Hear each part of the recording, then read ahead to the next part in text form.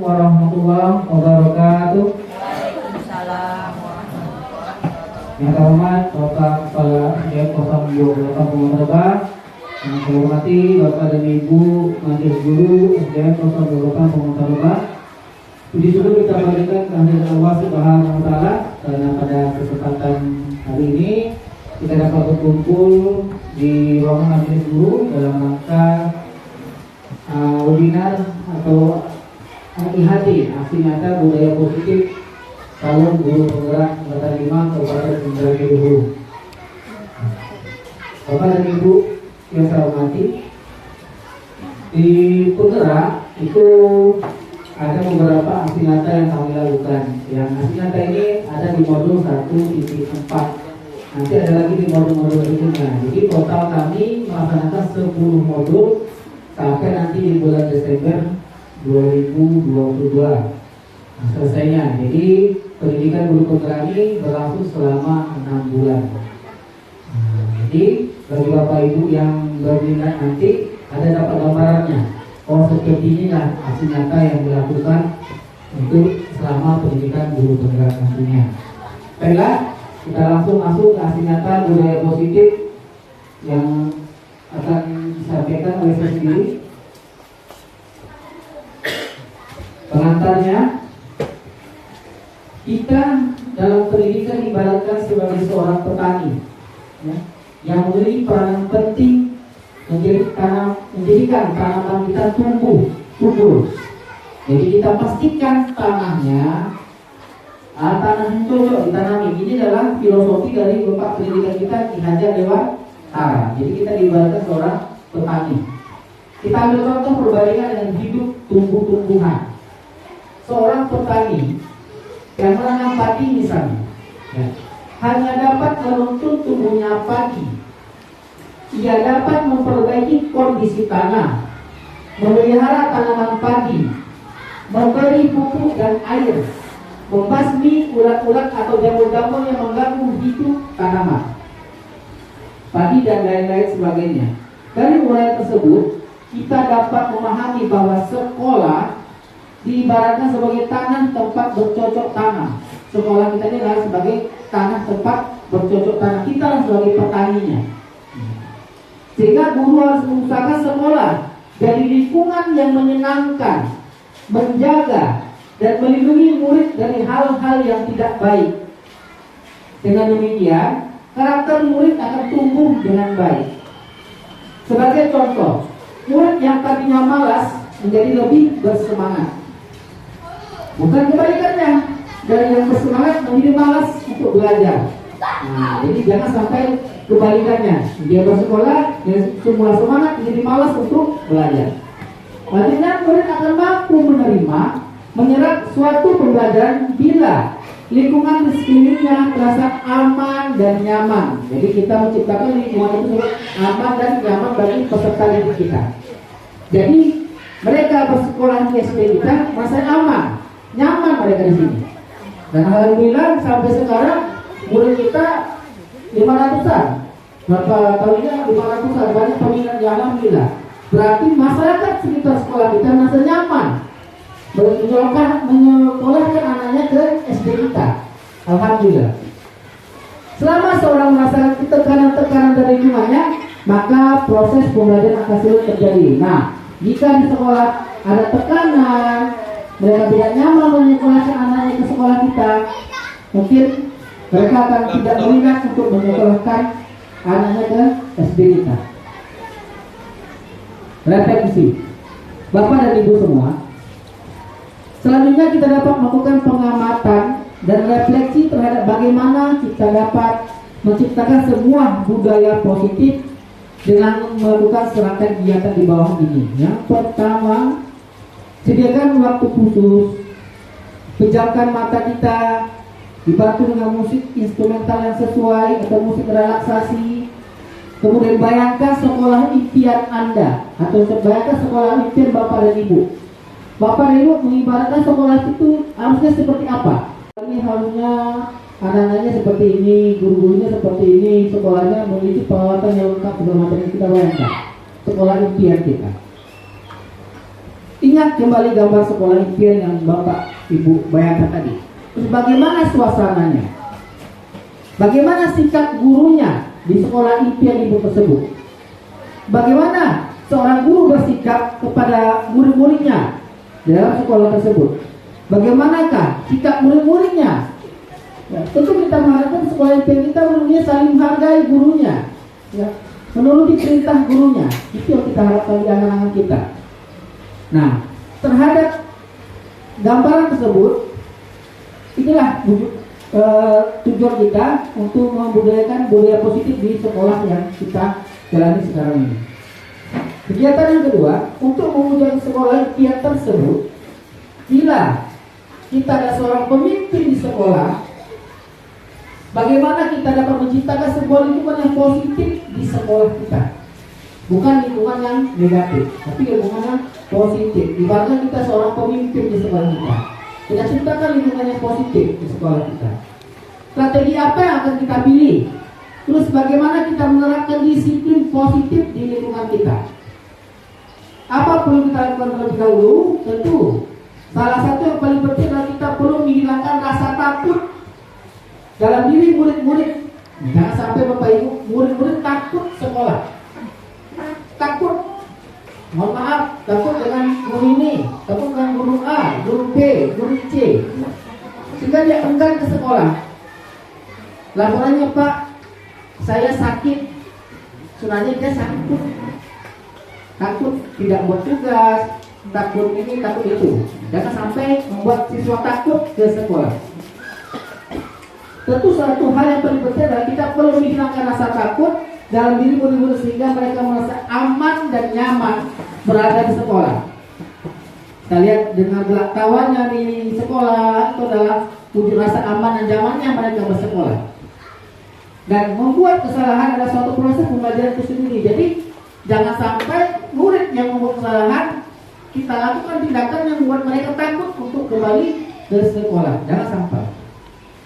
Hanya dengan demikian semua murid dapat belajar dengan senang tanpa tekanan dan nyaman untuk belajar di sekolah kita. Disiplin positif dan nilai-nilai kebajikan universal. Ice breaking, Bapak Ibu. Ini adalah coba buka nama kegiatannya. Anda adalah A. Jika Bapak Ibu bayangkan Ibu adalah A. Tugas Bapak Ibu adalah kepalkan satu tangan. Coba Bapak Ibu kepalkan satu tangan. Kepalkan satu tangan. Dan perlu menjaga benda tersebut. Ingat, yang Bapak Ibu dalam tangan itu adalah sesuatu yang berharga. Ya, sesuatu yang sangat berharga. Boleh itu nomor rekening, boleh itu ATM, uang pin ATM, atau sesuatu yang sangat berharga dalam genggaman Ibu. Dan tugas rekan Ibu di sampingnya adalah B. Mencoba untuk segala cara membuka kepala tangan Bapak dan Ibu. Ya, dengan Ibu coba membuka kepala tangan Bapak dan Ibu, membujuk, mengkritik, mengintimidasi, memarahi, menggoda, menggelitik, ya, bahkan menawari Bapak Ibu uang agar Bapak Ibu bisa membuka rahasia Bapak Ibu pegang selama ini. Ya. Nah, cobalah tersebut, cobalah buka tangan di atas tangan ini secara bergantian masing-masing A dan B. Untuk 30 detik saja. Coba Bu Pira yang tangan A, pas Bu Nisa yang B, coba buka kepalanya. Mau nggak Bu Pira buka? Coba. Coba buka. Digoda, dikritik, ya apa coba dibuka. Nah, ya, oke. Kita mempertahankan ya. Oke, dulu. Ya, itu adalah. Lama gini nanti buka. Sekarang Bu Nisa, kepal tangannya, Bu Kira coba. Oh, siapa dia buka kepala tangan? Buka Ini kan satunya Ibu. Ada bujuk. Tidak mau ya. Oh, buka dikit. Kira nampak dulu ya. Oke. Pertanyaannya pertama, Lagi sih, Bu. Tidak nampak. apakah Ibu Nisa dan Bu Kira mau buka kepala tangan? Tidak. Oke. Apa alasannya? Coba Bu Nisa, apa alasannya? Bunda berharga. Coba. Takut ketahuan orang Pak, ibu kan berharga. Oke, bagus. Yang Bu Kira. Sama Pak. Takut ketahuan orang. Ya. Karena rahasia. Ini Rahasia tidak boleh diketahui oleh orang lain. Walaupun berbagai macam bujuk rayu, walaupun digelitik, diupah dengan uang pun kita tidak akan rahasia kita. Ya. Dua, apakah Anda atau dia menutup kepala tangan Anda? Mengapa? Mengapa alasan kita menutup kepala tangan ibu tadi adalah menjaga rahasia? Tiga, dalam kegiatan ini sungguh-sungguhnya siapa yang memegang kendali atau kontrol untuk membuka atau menutup kepala tangan? Bapak Anda bisa jawab? Diri sendiri. Kita sendiri. Diri kita sendiri. Iya, benar. Diri kita sendiri. Jangan kita mudah dikontrol orang lain. Hanya dengan misalnya ada sesuatu hal yang tidak boleh kita orang lain, tetapi tenang lihat uang segepok di muka kita rela memberikannya. Nah, itu tidak boleh. Jadi itu tidak punya pendirian. Ya. Jadi yang mengontrol kepala tangan itu adalah diri kita sendiri. Nah, kita masuk ke teori kontrol Dr. William Glasser. Selanjutnya, psikiater dan pendidik Dr. William Glasser dalam kontrol teori yang kemudian hari berkembang dan dinamakan choice theory, meluruskan beberapa miskonsepsi tentang makna kontrol. Yang pertama, ilusi guru mengontrol murid. Pada dasarnya kita tidak dapat memaksa murid berbuat sesuatu kalau murid tersebut memilih untuk tidak melakukannya. Nah, tadi jika kita memaksa murid untuk misalnya coba nak cerita apa permasalahan kamu, terkadang mereka tidak ingin cerita karena itu sesuatu rahasia bagi mereka. Nah, kita paksa mereka, kita butuh lagi, mereka tidak mau mengutarakannya. Nah, ini dia tadi ilusi kontrol tadi. Tiga, ilusi bahwa semua penguatan positif efektif dan bermanfaat. Hanya penguatan positif atau bujukan adalah bentuk-bentuk kontrol. Jadi bujukan yang ibu lakukan tadi, penguatan positif itu adalah bentuk-bentuk kontrol yang ibu lakukan. Ilusi bahwa kritik dan membuat orang merasa bersalah dapat menguatkan karakter anak. Jadi jika kita mengkritik anak, membuat mereka merasa bersalah adalah penguatan karakternya. Tiga, lanjut, menggunakan kritik dan rasa bersalah untuk mengontrol murid menuju pada identitas gagal. Mereka belajar untuk merasa buruk tentang diri mereka sendiri.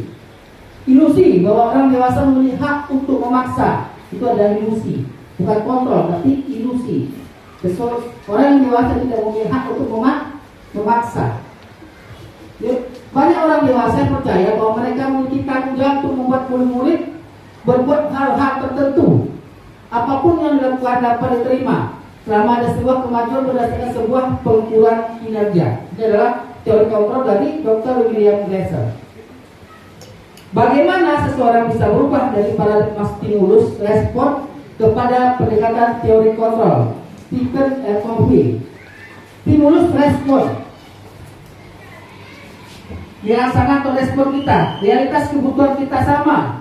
Teori kontrolnya adalah realitas kebutuhan kita berbeda-beda antara satu guru dengan guru yang lainnya. Kedua, semua orang melihat hal yang sama, tapi di teori kontrol setiap orang memiliki gambaran-gambaran yang berbeda. Nanti kita mencoba mengubah orang agar berpandangan sama dengan kita. Ini di stimulus responnya. Tapi pada kenyataan teori kontrol kita berusaha memahami pandangan orang lain tentang dunianya. Lanjut, stimulus responnya kita lanjut jalan terakhir. Model berpikir menang atau kalah. Silakan di teori kontrolnya adalah model berpikir menang dan menang. Nah, kita tetap tak mau kalah, menang dan menang terus. Nah, kita masuk ke makna disiplin. Ketika mendengar kata disiplin, apa yang terbayang di benak Bapak dan Ibu? Coba Bu Harjanti, apa terbayang ketika mendengar kata disiplin? Membiasakan sesuatu secara teratur. Membiasakan sesuatu secara teratur, ya, bagus. Bu Tika. Disiplin. tepat waktu berarti disiplin waktu, ya Bu, ya. Ya, ketika mendengar kata disiplin, apa yang terbayang di mana Anda? Apa yang terletak di pikiran Anda? Kata disiplin sering dihubungkan dengan hukuman, betul? Nah, kadang-kadang kita hubungkan dengan hukuman. Padahal itu sungguh berbeda, Bapak Ibu ya. Karena belajar tentang disiplin positif tidak harus memberikan hukuman. Justru itu adalah salah satu alternatif terakhir. Ya, alternatif terakhir kalau perlu tidak digunakan sama sekali. Ya, tidak perlu kita gunakan sama sekali hukuman. Dalam budaya kita, makna kata disiplin dimaknai menjadi sesuatu yang dilakukan seorang pada orang lain untuk mendapatkan kepatuhan. Contoh, kita membuat peraturan kelas. Jadi kita mengharapkan anak-anak disiplin untuk mematuhi peraturan-peraturan yang telah kita buat. Jadi kita mengharapkan mereka patuh terhadap peraturan-peraturan yang telah kita buat. Itulah disiplin dalam budaya kita. Namun kita cenderung menghubungkan kata disiplin dengan ketidaknyamanan. Jadi terkadang, mohon maaf Bapak dan Ibu, ketika mendengar peraturan tata tertib ada rasa tidak nyaman pada diri siswa. Dan mohon maaf, kita sendiri juga mungkin tidak nyaman. Disiplin datang sekolah, segala macam hal yang kadang-kadang membuat kita tidak nyaman dengan aturan-aturan yang telah dilakukan untuk melatih kedisiplinan. Ki Hajar Dewantara menyatakan bahwa di mana ada kemerdekaan, di situlah ada disiplin yang kuat. Sungguh pun disiplin itu bersifat self-disiplin atau disiplin dari kita sendirinya. Jadi, Bapak dan Ibu, sebelum kita mengkritik seseorang tentang kedisiplinan, tolong disiplinkan dulu diri kita sendiri. Sudah disiplin tak kita sendiri? Kita sudah bisa tak memberikan contoh kepada anak kita? Kita sudah bisa tak memberikan contoh kepada rekan-rekan teman sejawat kita? Kalau sudah memberikan contoh, baru kita bisa membimbing mereka untuk berdisiplin sesuai dengan apa yang telah kita lakukan. Jangan sampai nanti kita mengharapkan anak kita datang tepat waktu, tetapi mohon maaf sekali kita malah datang telat ke kelas, telat ke sekolah. Itu dia yang diucapkan oleh Ki Hajar Dewantara. Lanjut. Disiplin diri dapat membuat seseorang menggali potensinya menuju pada sebuah tujuan, sesuatu yang dihargai dan bermakna. Dengan kata lain, disiplin diri juga mempelajari bagaimana cara kita mengontrol diri, bagaimana cara kita menguasai diri untuk memilih tindakan yang maju pada nilai-nilai yang kita hargai. Dalam hal ini, Ki Hajar Dewantara menyatakan pertanggungjawaban, itu bahasa Belandanya, itulah selalu menjadi sisihan hak atau kewajiban dari seseorang yang pegang kekuasaan menurut pimpinan dalam umumnya. Adapun artinya tidak lain ialah orang tidak harus mempertanggungjawabkan dirinya serta tertib laku diri dari segala hak dan kewajibannya. Sebagai pendidik, tujuan kita dalam menciptakan anak-anak yang memiliki disiplin diri. Jadi anak-anak itu harus memiliki disiplin dirinya dulu, sehingga mereka bisa berperilaku dengan mengacu pada nilai-nilai kebajikan universal dan memiliki motivasi intrinsik bukan ekstrinsik. Berarti motivasi dalam dirinya, bukan dari luar. Nilai-nilai kebajikan dari 6 organisasi. Pertama, profil pelajar Pancasila. Nilai-nilai kebajikan yang dituangkan dalam profil pelajar Pancasila yang pertama adalah beriman, bertakwa kepada Tuhan Yang Maha Esa dan berakhlak mulia. Kedua, mandiri. Tiga, bernalar kritis. Keempat, berkebinekaan global. Lima, bergotong royong. Keenam, kreatif. Ini adalah gambaran dari profil pelajar Pancasila yang kita terang di kurikulum Merdeka. Jadi ya, ini P5 namanya. Ini kita terangkan di kurikulum Merdeka pada kelas 1 dan 4 ya, kurikulum Merdeka, temanya. IPO, Primary Years Program. Sikap murid, ini ada beberapa positifnya. Yang pertama, toleransi. Yang kedua, rasa hormat. Yang ketiga, integritas. Yang keempat, mandiri. Kelima, menghargai. Keenam, mengantusias. Ketujuh, empati. Kedelapan, keingin tahuan. Kesembilan, kreativitas. 10 kerjasama, dan 11 percaya diri. 3. 9 karakter. Ini ada cinta Tuhan dan ciptaannya, kemandirian, kejujuran, hormat dan santun, dermawan, percaya diri, kreatif dan pekerja keras, kepemimpinan dan keadilan, baik dan rendah hati, toleransi, kedamaian dan kesatuan.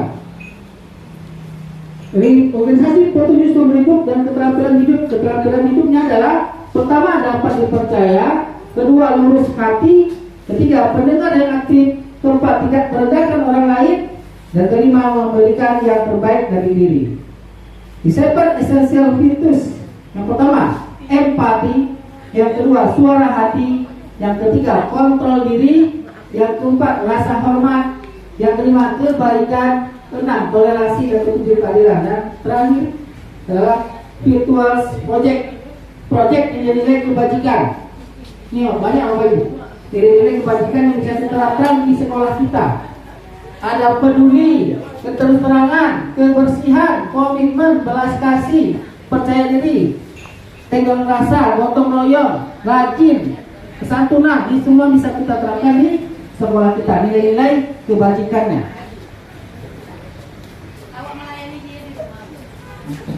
Lanjut, contoh penerapan budaya positif di kelas 6A. Ini budaya positif ketika masuk kelas.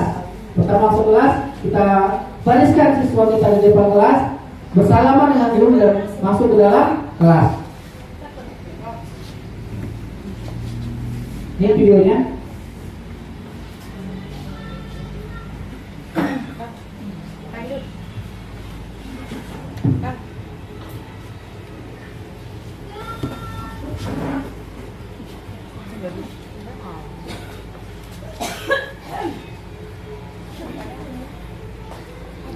Periksa kukunya, masuk ke dalam kelas.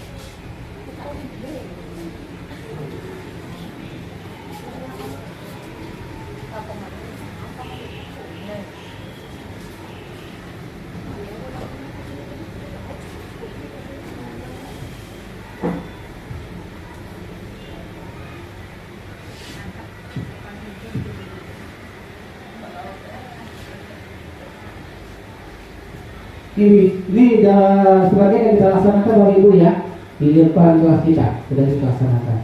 Jadi sebelum masuk anak kita periksa kukunya dulu, kita periksa terapinya, baru kita boleh masuk.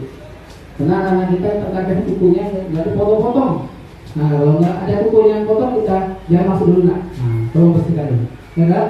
Contoh penerapan budaya disiplin positif di sekolah kita. Nah, lanjut, teori motivasi, hukuman dan penghargaan atau restitusi. Tadi kan saya bilang hukuman adalah solusi terakhir. Jadi sebelumnya apa yang akan kita lakukan, ini dia. Kita bahas satu persatu. Motivasi perilaku manusia. Dian Gosen dalam bukunya Restructuring School Discipline menyatakan ada 3 motivasi perilaku manusia. Yang pertama, untuk menghindari ketidaknyamanan atau hukuman. Mereka berperilaku disiplin karena takut dihukum.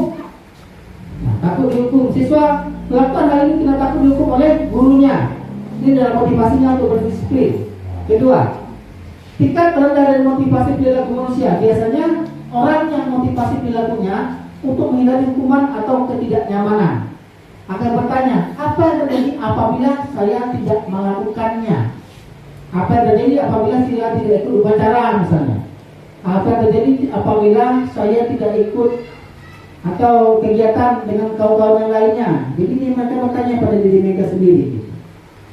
Sebenarnya mereka sedang menghindari permasalahan yang mungkin muncul dan berpengaruh pada mereka secara fisik, psikologis maupun tidak terpenuhinya kebutuhan mereka. Yang ketiga, motivasinya adalah untuk mendapatkan imbalan. Nah, kadang-kadang kita akan berikan reward pada anak kita atau penghargaan dari orang lain. Anak-anak, siapa yang datang telat atau datang tepat waktu nantinya akan Bapak kasih hadiah. Kalau anak-anak di TK akan ibu kasih bintang. Nah, di TK kita kasih pujian, rewardnya. Nah, mereka termotivasi dengan adanya reward atau penghargaan dari orang lain. Yang keempat, satu tingkat di atas motivasi yang pertama, Di sini orang mendapatkan imbalan atau penghargaan. Jadi kita berperilaku disiplin agar dihargai oleh orang lain, agar mendapat pengakuan. Mohon maaf, yang berapa sebagai siswa yang paling disiplin pada tahun ini adalah itu pengakuan atau penghargaan. Mereka termotivasi untuk selalu bersikap disiplin. 5. Untuk menjadi orang yang mereka inginkan menghargai diri mereka sendiri. Ini yang baiknya. 6. Orang yang motivasinya akan bertanya, akan menjadi orang seperti apa jika saya melakukannya? Ini adalah motivasi perilaku manusia. Nah, ini adalah hukuman, konsekuensi, dan restitusi tingkatan-tingkatannya. Belum jelas ya? Kan? Saya jelaskan. Berikut. Identitas gagal. Hukuman, murid atau anak belajar menyembunyikan kesalahan. Konsekuensinya, murid atau anak belajar taat peraturan.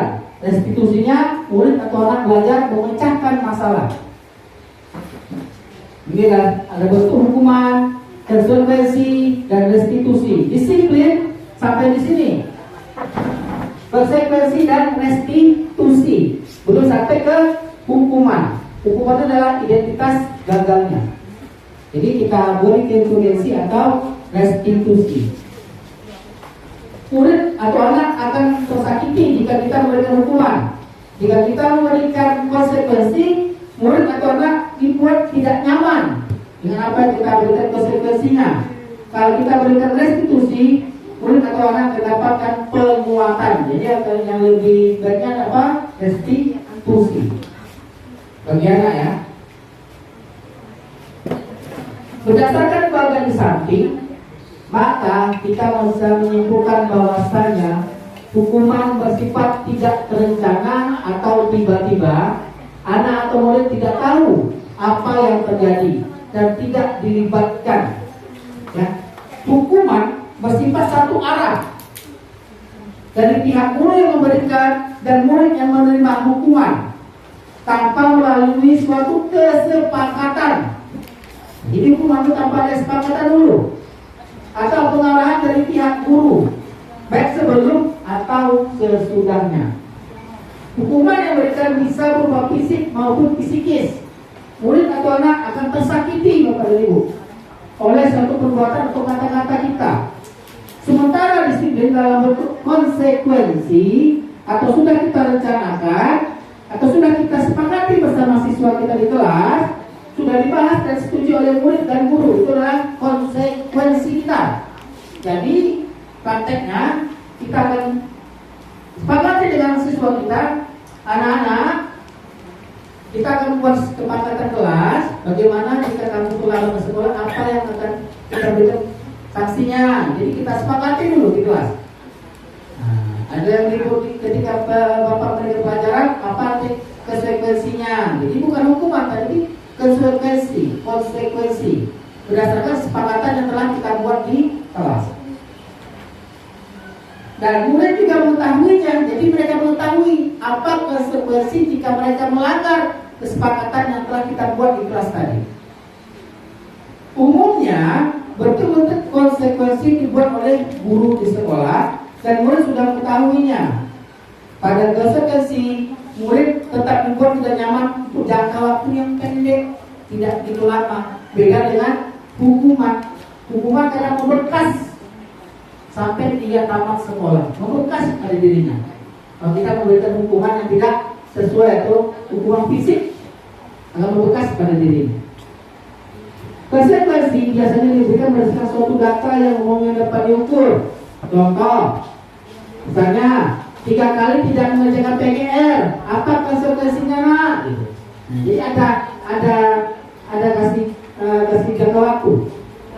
Nah, 1, 2, sampai 3 kali batas akhir anak tidak membuat PR. Kita sesi catatan dulu, baru kita kasih konsekuensinya. Tapi Bapak Ibu, konsekuensinya harus disepakati dulu bersama anak di kelas. Jadi anak-anak menerima dengan lapang dada apa konsekuensinya, tidak menggerutu, tidak sebenarnya kesal dengan kita. Karena mereka konsekuensinya mereka sendiri yang menetapkan. menetapkan, bukan kita hanya memfasilitasi. Nah, mereka yang nanti membuat catatan, jika terlambat ini Pak, yang kami akan lakukan ini. Jadi mereka sendiri yang membuat kesepakatan kelas bersama dengan kita bimbing. Contoh yang lain, contoh murid mengobrol di kelas. Agar kita buat apa konsekuensinya ketika guru menerangkan, tapi mereka mengobrol bersama mereka di kelas. Jadi kita buat konsekuensinya. Nah, rupanya penghargaan itu adalah bisa menghukum siswa atau dihukum oleh penghargaan. Keyword apa itu? Nah, kita bahas. Al-Fikon mengumpulkan bahwa penghargaan maupun hukuman adalah cara-cara mengontrol perilaku seseorang yang menghancurkan potensi untuk pembelajaran sesungguhnya. Jadi, penghargaan bisa menghancurkan potensi untuk pembelajaran. Mengapa begitu? Kita bahas. Kau selanjutnya juga mengungkapkan beberapa pernyataan dari hasil pengamatannya selama ini tentang tindakan memberikan penghargaan yang nilainya sama dengan menghukum seseorang. Pengaruh jangka pendek dan jangka panjang kita lihat. Penghargaan efektif jika kita menginginkan seorang melakukan sesuatu yang kita inginkan dalam jangka waktu yang pendek. Akan efektif sebuah penghargaan. Ya, kita memberikan penghargaan kepada anak dalam jangka waktu yang pendek. Jika kita menggunakan penghargaan lagi dan lagi, maka orang tersebut akan bergantung pada penghargaan yang diberikan. Contoh, anak-anak, jika kamu dapat nilai 100, nanti bapak berikan permen. Contoh kecil aja. Kalau kita setiap hari kita berikan seperti itu, tergantungan nanti. Jadi kalau tidak dikasih penghargaan permen, jangan dikerjakan ya. Nah, tergantungan. Kalau hanya dalam waktu jangka pendek, tidak masalah. Tapi jangan keterusan. Nah, jadi nanti itulah motivasinya, bukan belajar, tapi motivasinya bahkan penghargaan. Selanjutnya, jika kita mendapatkan penghargaan untuk melakukan sesuatu yang baik, maka selain kita senantiasa berharap mendapat penghargaan tersebut, kita pun menjadi tidak menyadari tindakan yang baik yang kita lakukan. Ya, kadang-kadang berdampak pada rekan-rekan yang lain.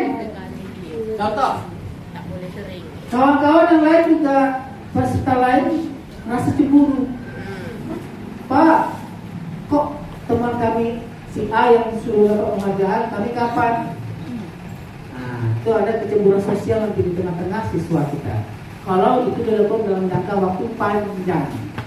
Kalau sesekali tidak masalah.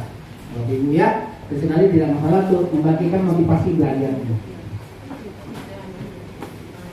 Penghargaan tidak efektif, maksudnya suatu penghargaan adalah suatu benda atau peristiwa yang diinginkan dan dibuat dengan persyaratan. Hanya jika Anda lakukan ini, maka Anda mendapatkan penghargaan yang diinginkan. Contoh tadi, jika kamu dapat 100 menit nanti, kamu bapak kasih coklat atau bapak kasih permen. Itu adalah kita ada syaratnya. Nah, kita kasih syaratnya, itu tidak efektif. Kita ada syarat dari kita, dia mendapatkan 100. Mereka akan melakukan berbagai macam cara. Dan kita tahu apakah mereka mengerjakan diri limitnya atau bisa mencontek kerjaan temannya. Kedua, jika saya mengharapkan suatu penghargaan dan tidak mendapatkannya, maka tadi jika dia mengharapkan akan dapat permen atau pena, pensil dari gurunya, dia tidak dapat karena mungkin selisih satu angka. Nilainya 95, kawannya 100, kecewa dia, kecil hati dia. Nah, kecil hati dia. Jadi penghargaan itu tidak efektif.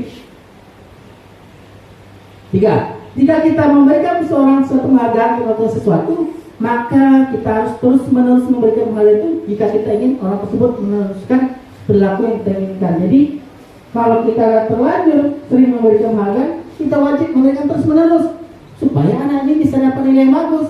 Kalau tidak kita berikan penghargaan, nilainya anjlok. Artinya tidak baiknya, tidak efektifnya tadi. Karena mereka tergantung pada penghargaan atau hadiah atau reward yang akan kita janjikan. Nah, contoh dalam kehidupan kita sehari-hari, misalnya bapak ibu punya suami yang perokok. Nah, bapak ibu berikan penghargaan pada suami jika dia berhenti merokok, ini akan Bapak Ibu berikan. Nah, contoh. Nah, atau suami kepada istrinya, Dek, kalau adik bisa kuruskan dikit badannya, nanti adalah dari ada motivasi. Ada motivasi. Nah, keluarga jadi suami berhenti merokok karena ada sesuatu, bukan dari diri dia sendiri. Istri pengen diet makan karena ada sesuatu dijanjikan. Di bapak beli ayah belikan mobil. Nah, ayah belikan motor. Tahu ya, bisa jadi ayah belikan cincin berlian misalnya. Termotivasi karena itu nggak kaget mereka. Nanti jika mereka sudah melaksanakan, tidak terkabul, kecewa selamanya kecewa. Membekas, Bu. Takutnya Pak, nggak dapat barang tuh kan? Iya. Alah, Kalau makanya penghargaan tidak efektif, ya. Kalau mau terus ya dari diri sendiri. Kalau mau berhenti merokok, tentu kasih video nih, bener ya. Kalau orang sering merokok ini akan terjadi, ini terjadi. Nah, ini apa ya kan? Kagak sendiri. Tidak aja tuh kata dia Pak. Nah itu sudah tahu ya. Tidak aja tuh deh kata dia Pak. Padahal nggak tahu rokok menyebabkan kematian, kanker kata dia. Tidak aja tuh deh. Nanti penghargaan merusak hubungan. Nah, bagaimana pula penghargaan merusak hubungan? Ketika seorang diberi penghargaan dan dipuji di depan orang banyak, maka ia akan merasa iri, yang lain merasa iri, dan sebagian dari mereka tidak akan menyukai orang lain. Coba sana ke depan, ini bagus kan lagi. Coba semua contoh si A, sudah pintar, cantik, rapi pakaiannya, itu baik lagi gitu.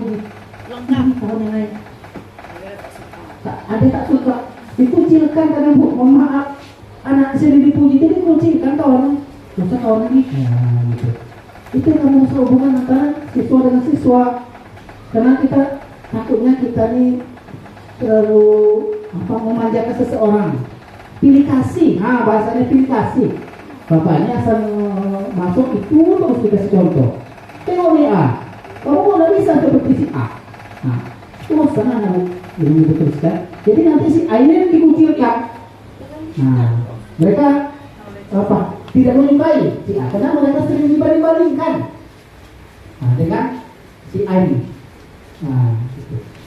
Yang kedua, jika seorang guru sering memberikan penghargaan kepada murid, besar kemungkinan murid-murid termotivasi hanya untuk menyenangkan gurunya, hanya dia. Untuk membuat gurunya senang, mereka membuat seperti itu, ya. Hanya untuk membuat gurunya senang. Mereka menyiapkan atau mengerjakan PR tepat waktu, biar gurunya tidak marah kepada mereka. Biar gurunya senang, itu saja motivasinya, hubungannya.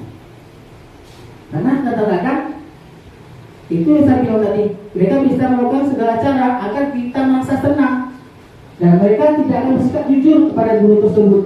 Nah, kadang-kadang untuk membahagiakan gurunya, menyenangkan gurunya, apapun yang mereka lakukan, walaupun sesuatu yang tidak baik dan tidak jujur kepada gurunya. Penghargaan menciptakan persaingan di dalam kelas dan persaingan menciptakan kecemasan. Tentu kalau kita memberikan penghargaan kepada siswa yang mendapatkan nilai 100 contohnya, tentu yang lain ingin juga, Bu, ingin juga mendapatkan apa yang kita berikan kepada siswa yang lain. Contoh kita kasih ke pena, pensil, penghapus, atau permen, atau apapun, tentu ada persaingan. Masa dia itu bisa dapat? Kami kapan Pak? Persaing terus. Dan ada kecemasan. Dapat tak ya penghargaan ini? Dapat tak saya penghargaan ini? Ada cemas dalam diri mereka. Itu yang tidak dapat merusak hubungan. Nah, ketika mereka tidak dapat mendapatkan penghargaan, akan berhenti mereka, bosan mereka. Udahlah, akan dapat juga pena dari guru, asal buat nanti tugasnya, asal buat nanti pena yang kita berikan, merusak hubungan. Penghargaan mengurangi terpatang. Di set pertama, dalam sebuah percobaan, sekelompok anak laki-laki berusia 11 9 tahun diminta untuk melihat gambar-gambar wajah yang ditampilkan di layar, dan mereka harus memberitahukan wajah-wajah tersebut sama atau berbeda. Gambar-gambar tersebut hampir sama, beberapa dari mereka diberikan penghargaan dalam bentuk uang pada saat mereka memberikan jawaban benar, sementara sebagian lain tidak. Hasilnya, anak laki-laki ini membuat lebih banyak kesalahan. Nah, ini dia. Jadi penghargaan itu bisa mengurangi ketepatan. Di set kedua, anak-anak diminta mengingat kata-kata tertentu. Kemudian mereka diminta mengambil kartu yang berisi kata-kata diingat tersebut setiap kali muncul. Beberapa anak diberikan permen setiap memiliki jawaban yang benar, dan sebagian yang lain hanya diberitahu saja bila jawaban mereka benar. Hasilnya, anak-anak yang mendapatkan permen jawaban-jawabannya yang tidak tepat setelah kita koreksi, dibandingkan anak-anak yang hanya diberitahu jawaban yang benar, berarti mengurangi ketepatan. Penghargaan menurunkan kualitas. Pengamatan dilakukan pada sekelompok mahasiswa-mahasiswi yang sedang kerja praktik sebuah surat kabar universitas. Saat itu mereka sedang belajar menuliskan sebuah artikel tentang sebuah judul berita utama. Jadi waktu mahasiswa tersebut semakin mampu bekerja dengan cepat. Kemudian ada beberapa mahasiswa yang dibayar untuk setiap judul berita utama yang mereka mampu hasilkan. Dan setelah beberapa lama, mahasiswa yang dibayarnya hasil kerjanya berhenti berkembang. Mereka tidak menerima bayaran, terus berupaya mengasah ini menjadi lebih baik. Jadi penghargaan yang kita berikan akan menurunkan kualitas mahasiswa tersebut atau siswa kita tersebut. Penghargaan mematikan kreativitas. Sini contohnya adalah murid-murid kita minta berpikir mengenai hadiah apa atau penghargaan apa yang bisa mereka dapatkan bila berhasil menulis sebuah puisi. Misalnya, anak-anak, jika kamu bisa menulis puisi tentang lingkungan alam, terus apa yang kamu inginkan sebagai hadiahnya? Anak-anak suruh berpikir. Jadi kreativitasnya lama-lama berkurang, ya, berkurang karena motivasinya adalah mendapatkan penghargaan. Lanjut, penghargaan menghukum. Penghargaan menghukum mereka yang tidak mendapatkan penghargaan, misalnya dalam sistem ranking, mereka mendapatkan ranking kedua akan merasa paling dihukum. Contoh, makanya kita di kurikulum kemarin tidak menyantumkan ranking, karena ranking ini menghukum. Contoh, anak-anak sudah terbiasa dapat ranking 1 di kelas sebelumnya, kelas 3 misalnya. Di kelas 4 turun dia, apa ranking 2. Down dalam dirinya. Pertama, dia takut kena marah oleh orang tuanya. Kedua, dia merasa nanti dicemooh oleh teman-teman, turun nilainya gitu. Nah, kok bisa turun? Pasti ini nih, pasti itu nih, kamu ini nih. Jadi masa terhukum dengan ada sistem ranking yang kita berikan. Makanya kebijakan kita di sini kita tidak menerapkan sistem ranking di kurikulum Merdeka. Dan Bapak Ibu ya, di sosial media kan banyak tuh, alhamdulillah anak saya dapat ranking 1, alhamdulillah anak saya dapat ranking 2. Tak boleh sebenarnya. Kasihan bagi anak yang lain yang tidak mendapatkan pendidikan. Ya, alhamdulillah anak saya mendapat hasil yang memuaskan. Sudah, seperti itu saja. Yang baru ya. Nah, pikirkan teman-teman lain yang tidak mendapatkan ranking atau peringkat.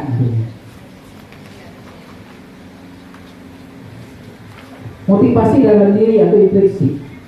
Saat seseorang anak belajar untuk pertama kali menggabungkan huruf dan kata-kata, seperti menyadari bahwa ia dapat membaca. Timbul 3 di matanya. Yang perantingan tadi tuh, yang gambar. Ya, tanda. Ya. Ada pertanyaan soal perantingan tuh. Wali murid bertanya. Ya, ini. Apa? Jadi Pak Badut, misalnya ada wali murid yang bertanya kan, ranking berapa nih anak saya gitu. Gimana perkembangannya? Menikah tidak? Jawabannya gimana? Baiklah, ini sering Bu ya, sering sekali. Terkadang kita dipaksa. Pertama ketika menjelapor dia diam tuh, sampai di rumah di WA. Kami kemarin pengalaman Iya, betul itu. Terus di WA kita kasih tahu kan, Bu, itu bagaimana? Disebarkan ke grup yang lain. Semuanya ditarik. Semuanya, Pak, anak dasarnya keluar tuh Pak, si A lagi ini, si B. Mending kita gak usah Bu ya. Karena nanti takutnya anak itu akhirnya memuaskan. Atau kita buat peringkat aja. Kan ada A, B, C. Ini Bu kategorinya A, kategorinya B. Saya pengalaman Bu, betul-betul. Setiap hari ada masuk, Pak, si A, anak saya berapa Pak nantinya? Masih berapa? Tuh, ada yang protes Bu, ada yang protes. Saya itu jelas mana nantinya ini. Kok ini begini? Si A itu tak pernah bilang, banyak bukan? Banyak Bu. Makanya kita kan ada predikatnya nih, A, B, atau C. Nah, kita betul-betul kita sampaikannya. Nah, jadi kadang yang dilema lah bagi kita. Kita tidak mengungkap ranking ketika pertemuan oleh murid, tetapi ketika selesai itu mereka akan WA kita pribadi. Pak, bagaimana anak saya? Memang wajar sih, wajar. Kita penasaran dengan hasil anak kita, karena kita tuh suka dengan persaingan, suka dengan pujian. Jadi kalau merasa anak kita yang paling the best di kelas itu bangga rasanya. Itu mau diumumkan di FB dari mana anak kita dapat ranking 1 gitu kan.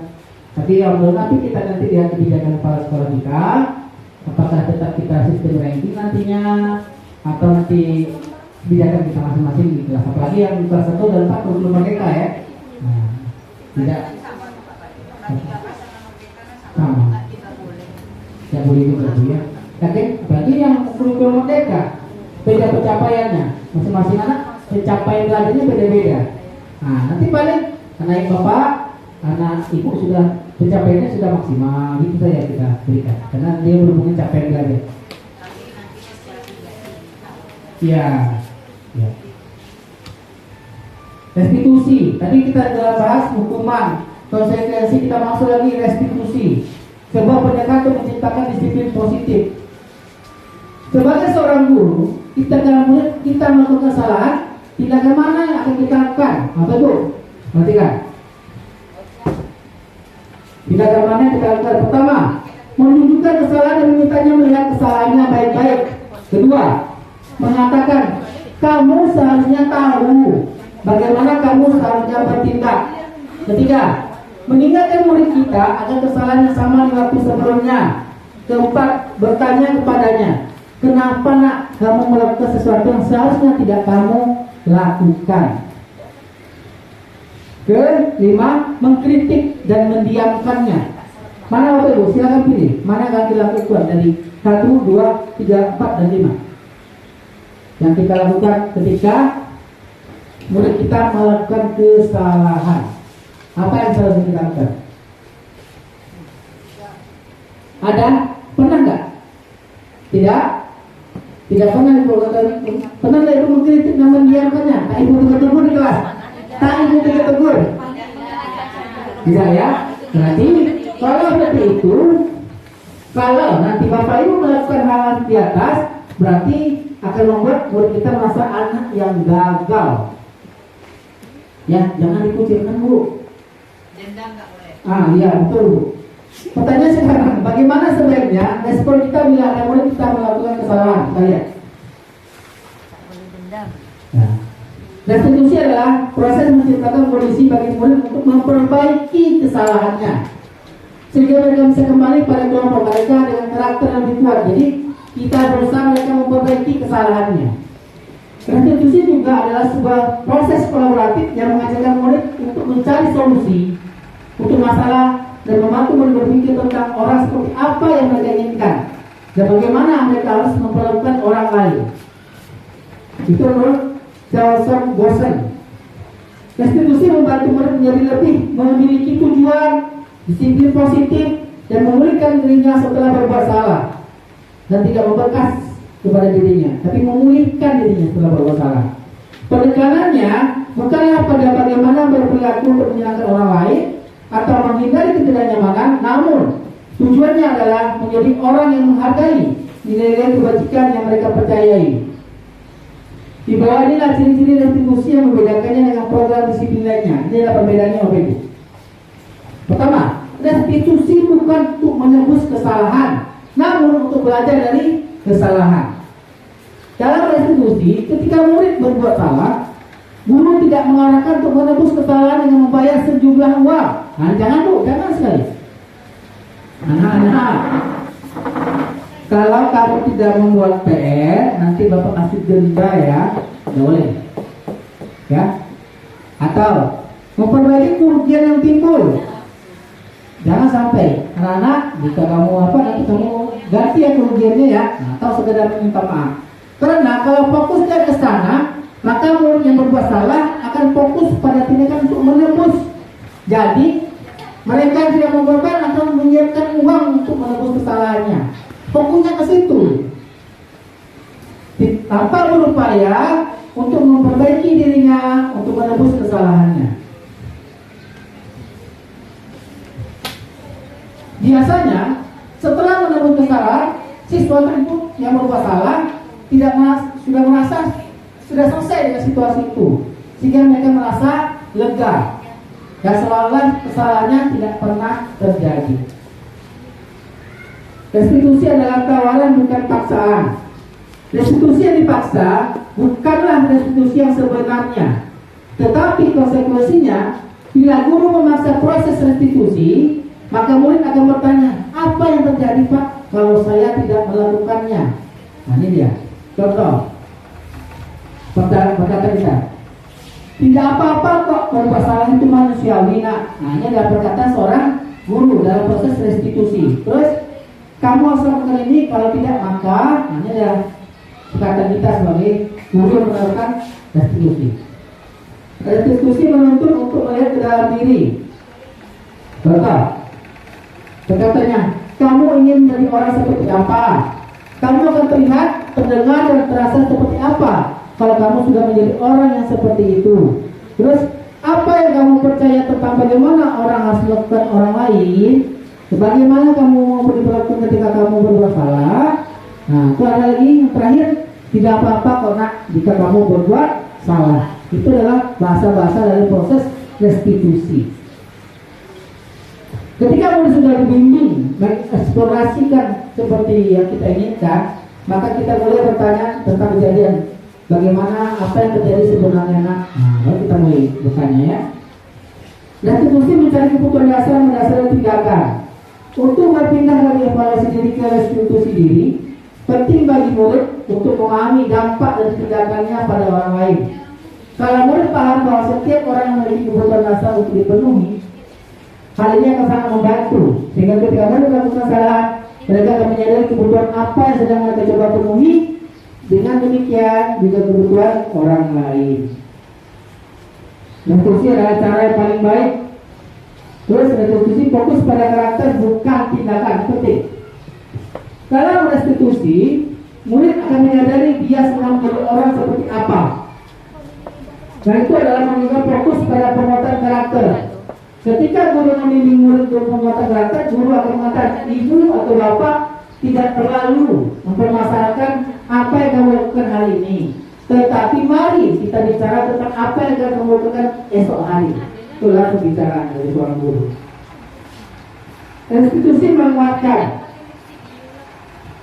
Bisakah memang ketika murid melakukan kesalahan menjadi sebuah momen yang baik? Jawabannya tentu bisa, asalkan ia bisa belajar dari kesalahan itu. Restitusi fokus pada solusi. Dalam restitusi, guru menstabilkan identitas murid dengan mengatakan, nah, kita tidak fokus pada kesalahan. Bapak dan ibu tidak tertarik untuk mencari siapa yang benar, siapa yang salah. Restitusi menggambarkan murid yang berbuat salah kepada kelompoknya. Itu sudah kita bahas tadi ya. Lanjutkan, keyakinan kelas. Nah, mengapa keyakinan kelas atau mengapa tidak peraturan kelas saja? Karena jawabannya, mengapa kita memiliki peraturan tentang penggunaan helm pada saat mengendarai kendaraan roda 2 atau motor? Kemudian jawaban kita semua adalah keselamatan, ya Bapak Ibu ya, untuk keselamatan. Terus, mengapa kita memiliki peraturan tentang penggunaan masker cuci tangan? Jawaban kita adalah untuk kesehatan atau keselamatan. Nilai-nilai keselamatan atau kesadaran menjadi kita sebut sebuah keyakinan atau nilai-nilai kebajikan universal. Pembentukan keyakinan sekolah atau keyakinan kelas. Pertama, keyakinan kelas bersifat lebih abstrak daripada peraturan yang lebih rinci dan konkret. Keyakinan kelas berupa pernyataan-pernyataan universal. Pernyataan keyakinan kelas senantiasa dibuat dalam bentuk positif. Keempat, keyakinan kelas sebenarnya tidak terlalu banyak sehingga mudah diingat dan dipahami oleh semua warga kelas. Keyakinan kelas sebenarnya sesuatu yang dapat diterapkan di lingkungan kelas kita. Semua warga kelas hendaknya ikut berkontribusi dalam pembuatan keyakinan kelas melalui kegiatan curah pendapat. Terakhir, bersedia meninjau kembali keyakinan kelas dari waktu ke waktu. Inilah cara pembentukan keyakinan sekolah atau keyakinan kelas. Prosedurnya, pertama, persilakan warga sekolah atau murid sekolah untuk bercurah pendapat atau mencurahkan pendapat mereka tentang peraturan apa yang akan disepakati di kelas. Mencatat semua masukan-masukan dari murid-murid kita atau warga sekolah. Terus kita susun keyakinan kelas sesuai prosedur pembentukan keyakinan kelas tadi. Contoh, kalimat negatif jangan berlari di kelas, kita ganti dengan kalimat positif, berjalanlah di kelas atau di koridor. Terus tinjau kembali daftar curah pendapat yang telah kita catat bersama teman-teman atau anak murid kita. Terus tinjau ulang keyakinan kelas secara bersama-sama. Kita anak-anak setelah kita susun keyakinan kelas, kita tinjau lagi ya. Nih keyakinan kelas yang kita buat bersama-sama. Setelah keyakinan sekolah atau kelas selesai dibuat, maka semua warga kelas dipersilakan meninjau ulang. Keyakinan kelas sekolah selanjutnya diletakkan di dinding atau di tempat mudah terlihat oleh semua warga kelas. Nanti bisa kita praktikkan ya Bapak Ibu. Contoh keyakinan kelas. Keyakinan kelas 1. Setiap anggota kelas perlu belajar. 2. Setiap anggota kelas perlu senang. Setiap anggota kelas perlu melakukan tugas. Setiap anggota kelas perlu saling menghargai. Setiap anggota kelas perlu merasa aman. Ini adalah contoh keyakinan kelas 1 yang bisa kita terapkan di kelas kepada ibu di kelas 1. Contoh kelas 5. Keyakinan kelasnya selalu bersikap positif, senantiasa menjadi diri terbaik, percaya dan menghormati orang lain serta barang miliknya, berkomitmen terhadap setiap tugas dan senantiasa membantu. Ini video penerapan keyakinan kelas di kelas 6A.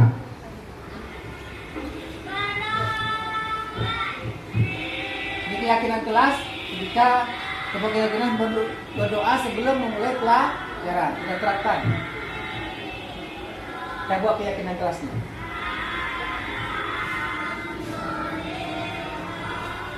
Ini sudah kita lakukan ya di kelas kita masing-masing. Jadi ini adalah sebuah keyakinan kelas. Itu contohnya Bapak Ibu yang bisa kita terapkan. Berdoa sebelum memulai pelajaran. Itu adalah keyakinan kelas. Kebutuhan dasar manusia dan dunia berkualitas. Ada 5 kebutuhan dasar manusia. Yang pertama, penguasaan, kebertahan hidup. Penguasaan, kasih sayang dan rasa diterima, kesenangan dan kebebasan. Itu adalah 5 kebutuhan dasar manusia. Kebutuhan bertahan hidup. Kebutuhan bertahan hidup atau survival adalah kebutuhan yang bersifat fisiologis untuk bertahan hidup, misalnya kesehatan, rumah, dan makanan. Jadi kita perlu makanan, rumah untuk bertahan hidup, perlu adanya kesehatan. Lagi di masa-masa pandemi ini, kesehatan adalah yang paling utama, ya. Terus dari jaga kesehatan. Kasih sayang dan rasa diterima. Kebutuhan ini ada 3, yaitu kebutuhan psikologis, kebutuhan disayangi dan terima, diikuti kebutuhan akan hubungan dan koneksi sosial. Ketiga, penguasaan atau kebutuhan pengakuan atas kemampuan. Keempat, ada kebutuhan kebebasan. Kepanjangannya kebutuhan akan pilihan. Kelima, kesenangan atau kebutuhan untuk merasa senang. Itulah 5 kebutuhan dasar manusia. Dunia berkualitas. Dunia berkualitas Anda adalah tempat khusus dalam pikiran Anda. Tempat Anda menyimpan gambaran representasi dari semua yang menginginkan. Berisi orang-orang, hal-hal apa saja yang terbaik dalam hidup Anda. dan membuat Anda merasa bahagia dan terpenuhi kebutuhan dasar Anda. Ini adalah pendapat dari Dr. William Glasser. Jadi orang, tempat, benda, nilai-nilai dan yang penting bagi kita akan masuk di sana dalam dunia yang berkualitas. Restitusi 5 posisi kontrol. Bapak dan Ibu, ada 5 posisi kontrol yang ada melekat pada diri kita seorang guru. Yang pertama sebagai penghukum. Maksudnya, seorang penghukum bisa menggunakan hukuman fisik maupun verbal. Contoh, perkataan gurunya. Guru-guru yang menggunakan posisi penghukum akan berkata, patuhi peraturan ibu atau awas ya. Itu berarti kita dikatakan di posisi sebagai penghukum. Lanjut, kamu selalu saja salah. Terus selalu, pasti selalu kamu yang terakhir selesai. Nanti, kalau kata-kata itu yang ibu keluarkan, berarti posisimu sebagai penghukum. Nah, penghukum ada suara tinggi, bahasa tubuh, mata melotot, berdiri menunjuk. Kamu ya tidak menjauh saya terus itu mata melotot. Nah itu sebagai penghukum. Nanti kita mau yang mana? Kita lihat kita ada di posisi mana. Nah, ya. Hasilnya kemungkinan murid marah dan dendam bu. Ya, kalau kita dalam posisi ini, ya bisa jadi ketika ibu mau pulang, bawa motor ibu kempesin sama dia, saking geramnya dia, kesalnya dia. Nah ini dia. Atau mohon maaf, bapak ibu yang bawa mobil digoresnya nih, dan dia ini sampai jalan pulang. Nah, kalau dia dendam sama kita, ya, mungkin hati-hati bu ya, jangan sampai kan.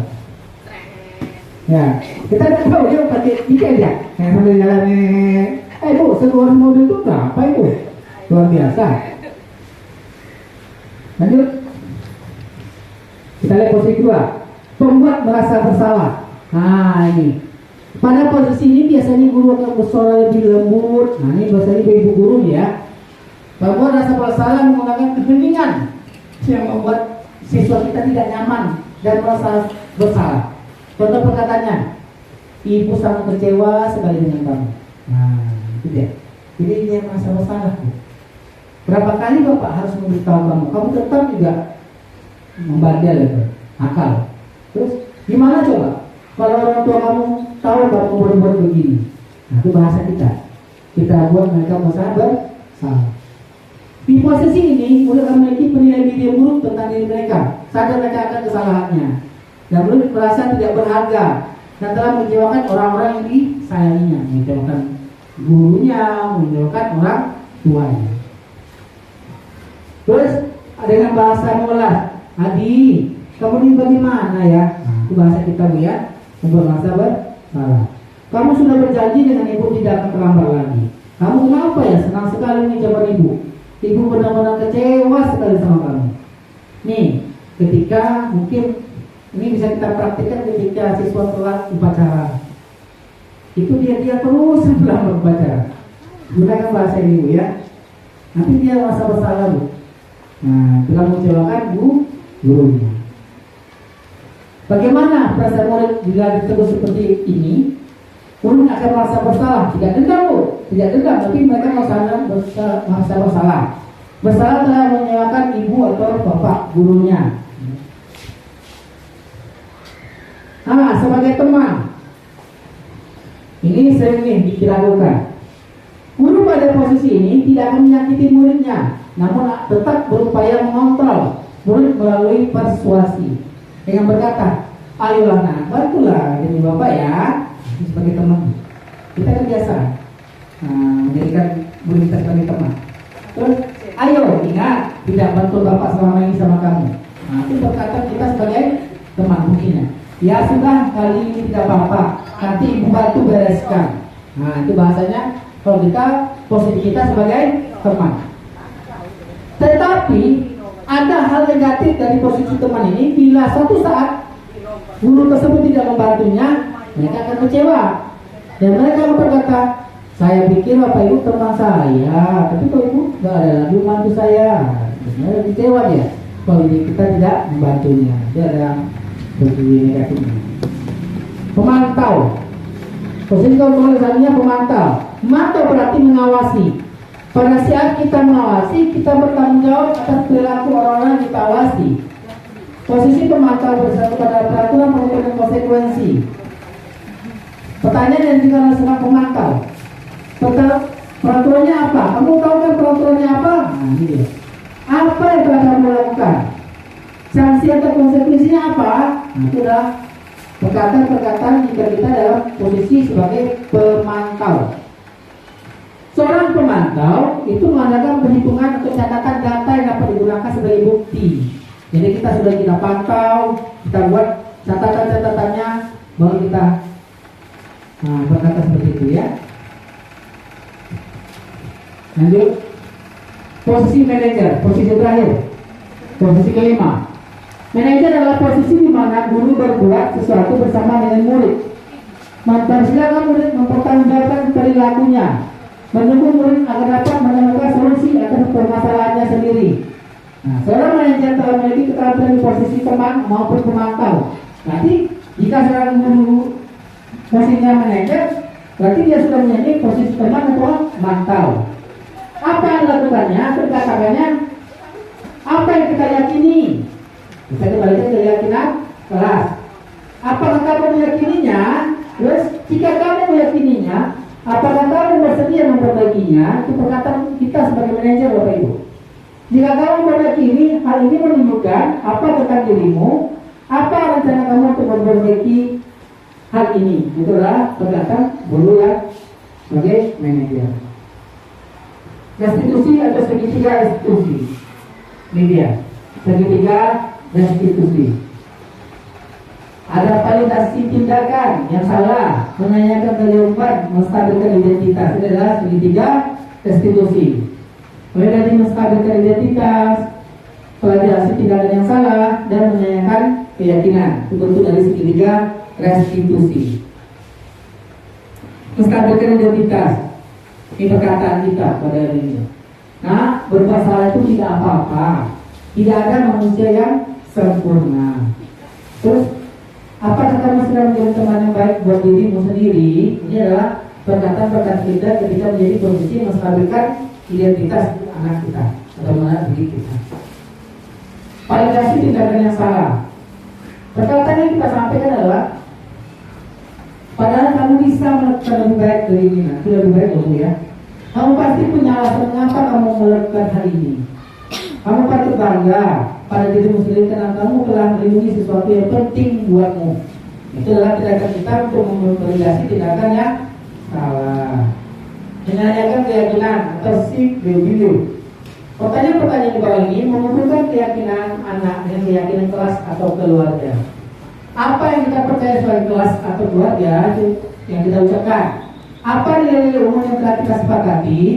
Apa bayangan kita tentang kelas yang ideal? Terus kamu mau jadi orang seperti apa? Ini adalah menyanyikan keyakinan. Ini Bapak Ibu, kita lihat video praktek segitiga restitusi pada siswa kelas 6A. Yaitu dia sudah melakukan kesalahan di kelas.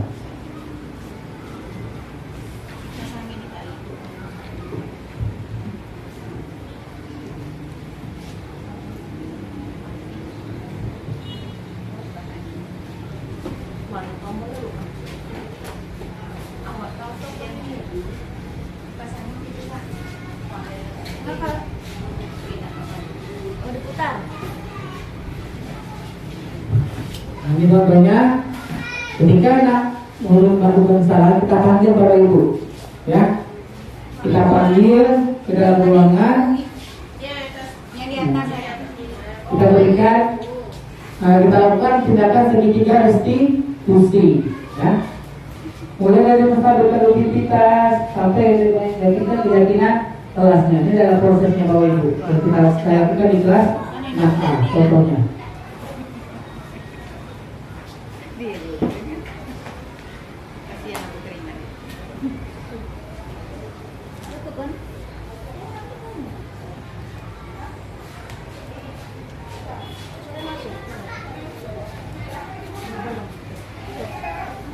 Enggak?